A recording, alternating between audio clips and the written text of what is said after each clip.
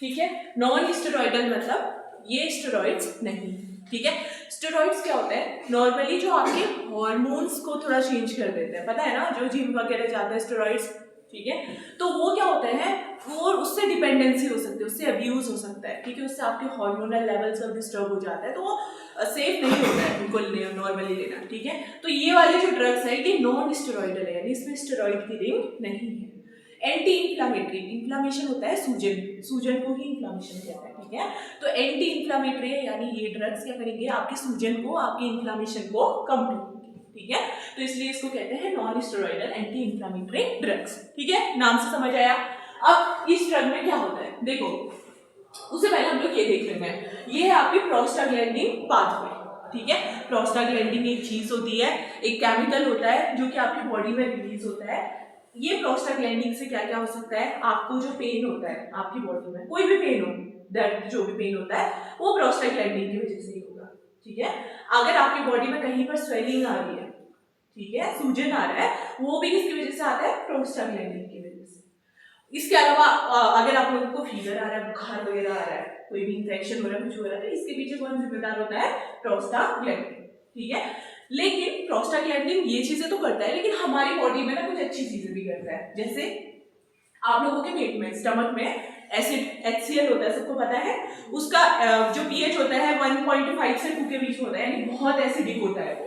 अगर सोचो लैब में जैसा HCl रख रखा है कंसंट्रेटेड वाला, उस HCl में तुम लोग हाथ भी डालोगे, तुम्हारा क्या हाल होगा, कितना खतरनाक होता है वो ऐसे, वैसा ऐसे तुम्हारे स्टमक में है, तुम्हारे पेट में है, तुम सोचो तुम्हें कुछ नहीं हो रहा, तुम्हारी बॉडी के लिए इतना सफिशिएंट है और तुम्हें कुछ भी नहीं हो रहा, तुम्हारा पेट नहीं चल रहा, वो किसकी वजह से, क्योंकि एसिड अगर निकलता भी है तो उसके किनारे में जो उसकी जो लाइनिंग होती है, पेट की स्टमक की जो लाइनिंग होती है, उसमें और क्या चीज निकलती है, उसमें निकलता है म्यूकस, ठीक है, उसमें क्या निकलता है, म्यूकस। तो म्यूकस क्या करता है कि प्रोटेक्ट कर देगा, एसिड से पेट को जलने नहीं देगा, अपनी एक प्रोटेक्टिव लाइनिंग को भी घेर देगा, ठीक है, म्यूकस। इसके अलावा क्या निकलता है, बाइकार्बोनेट्स, देखो एसिड एसिड है, बाइकार्बोनेट बेस है, तो बेस एसिड को रो करेगा, बैलेंस करेगा, ठीक है। तो बाइकार्बोनेट्स और म्यूकस हमारे पेट में रहते हैं, और जिसकी वजह से ये जो एसिड है ये हमारे पेट में जलाता नहीं है, अगर पेट जल गया तो उसी को क्या कहते हैं, अल्सर कहते हो ना आप लोग कि अल्सर हो गया, पेप्टिक अल्सर हो गया। पेप्टिक अल्सर में क्या होता है कि जब वो म्यूकस कम हो जाता है तो वो जो एसिड होता है वो पेट की जो लाइनिंग है, दीवार है, उसको जला देगा, या फिर उसको मतलब उसमें घाव कर देगा, उसी घाव को कहते हैं अल्सर।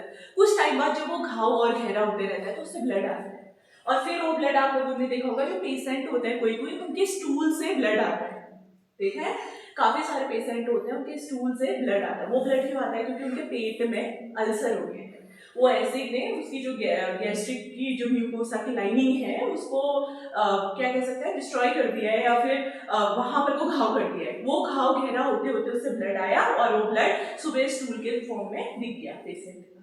तो ये किसकी वजह से होता है, अल्सर की वजह से। इससे कौन रोकता है, म्यूकस, ठीक है, म्यूकस एक लाइनिंग बना देता है जिसकी वजह से वो जलने नहीं देता पेट को, और वो म्यूकस किसकी वजह से निकलेगा, प्रोस्टाग्लैंडिन की वजह से, ठीक है। अभी हमने समझ आया कि प्रोस्टाग्लैंडिन अच्छी चीज भी कर रहा है, ठीक है, हमारे पेट में म्यूकस वगैरह बना दे रहा है, जिसकी वजह से एसिड की वजह से हमें अल्सर नहीं हो पा रहा, लेकिन ये और क्या कर सकता है, ये और पेन भी कर सकता है, सूजन कर सकता है, बुखार कर सकता है, ये भी प्रोस्टाग्लैंडिन कर सकता है। हर एक कॉइन के दो पहलू होते हैं ना, एक पॉजिटिव होता है, एक नेगेटिव होता है, सबको पता है। अगर आप कोई दवाई भी खा रहे हो, वो दवाई एक चीज में तो आपको सही कर रही है, लेकिन दूसरी तरफ से आपको साइड इफेक्ट भी तो दे रही है, तो ये कोई भी चीज है उसका हमेशा एडवांटेज नहीं होगा, उसका कभी ना कभी कोई डिसएडवांटेज भी होता है, सेम लाइक दैट प्रोस्टाग्लैंडिन का भी होता है, ठीक है। अब हम देखते हैं कि प्रोस्टाग्लैंडिन क्यों निकलते हैं, कैसे निकलते हैं, ठीक है, हमें पता तो चल गया ये क्या क्या कर रहे हैं, बट कैसे निकलते हैं, तो इसको देखने के लिए हम लोग को पढ़ना पड़ता है प्रोस्टाग्लैंडिन की पाथवे, ठीक है। सबसे पहले हमारे टिश्यू में हमें कोई इंजरी होगी, ठीक है, सपोज हमें कोई इंजरी हो गई, इंजरी होने की वजह से हमारे सेल से क्या निकला, एराकिडोनिक एसिड लिखा हुआ है, ठीक है, एराकिडोनिक एसिड दिख रहा है क्या, ऐसे जूम करके बताओ, आप लोगों को पीपीटी ये शेयर किया हुआ है मैंने,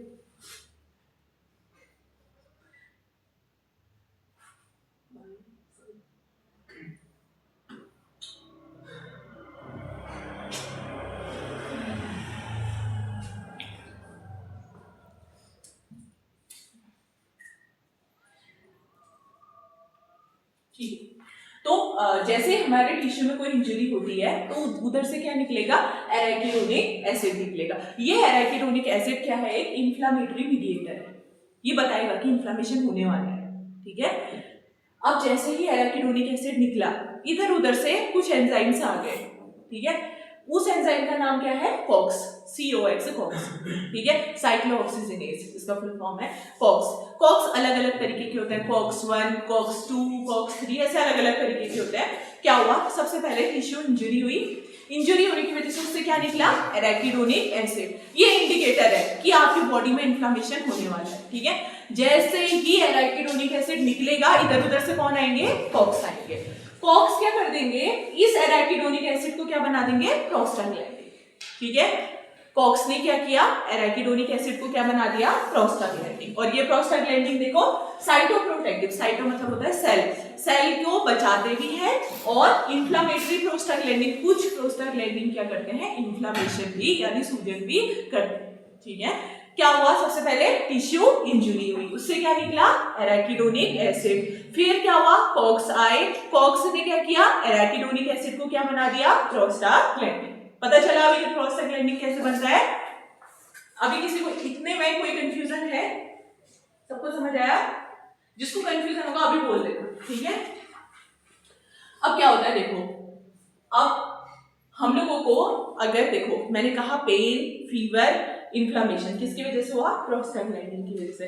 अगर हमें इन चीजों को ठीक करना है तो हमें किसको रोकना पड़ेगा, प्रोस्टाग्लैंडिन को बनने से। सिंपल सी बात, प्रोस्टाग्लैंडिन किसकी वजह से बने, कॉक्स की वजह से। यानी अगर हम किसी तरीके से कॉक्स को रोक दें तो क्या वो प्रोस्टाग्लैंडिन बना पाएगा, नहीं। ठीक है, तो जो हमारे नेसेंट्स वाली जो ड्रग होती हैं, जो non steroidal anti inflammatory drug होती हैं, ये ड्रग्स क्या करती है, आती है कॉक्स को इनहिबिट कर देंगी।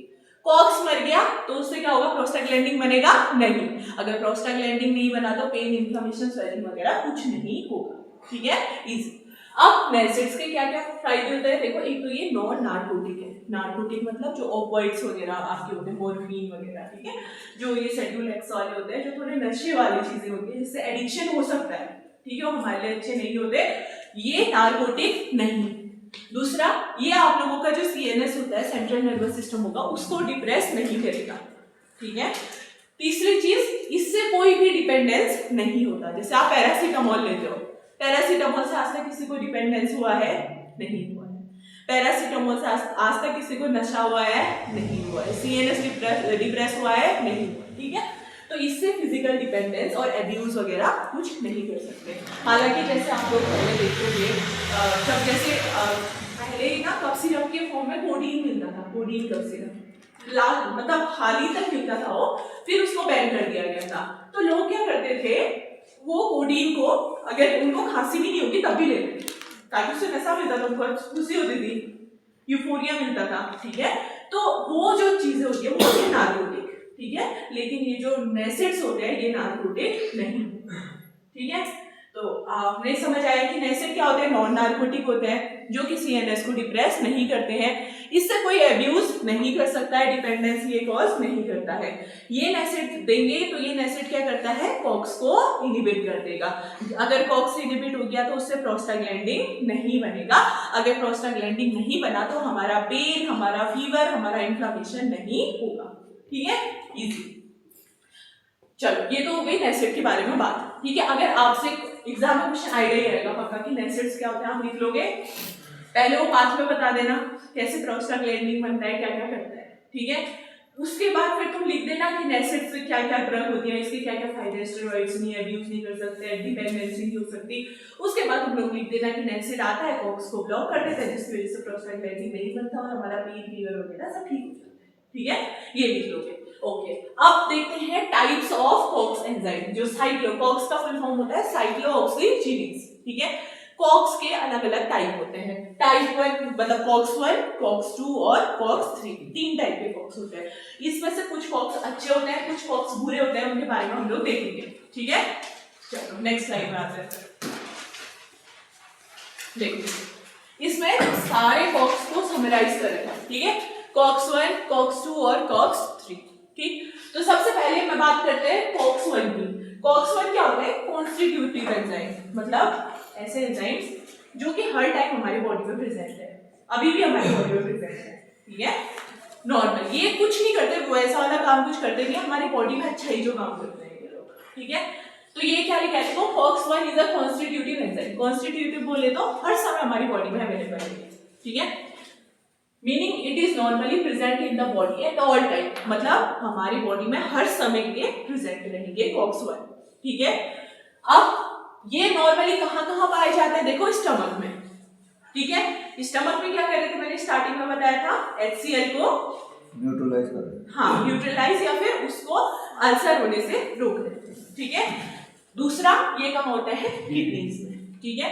किडनी में ये क्या करते हैं, जो तुम्हारा वाटर है, जो तुम्हारे सॉल्ट है, वो यूरिन के साथ बाहर को आते हैं, ठीक है। तो ये क्या करते हैं, सॉल्ट और वाटर को यूरिन के साथ बाहर लाने का काम करते हैं, ठीक है।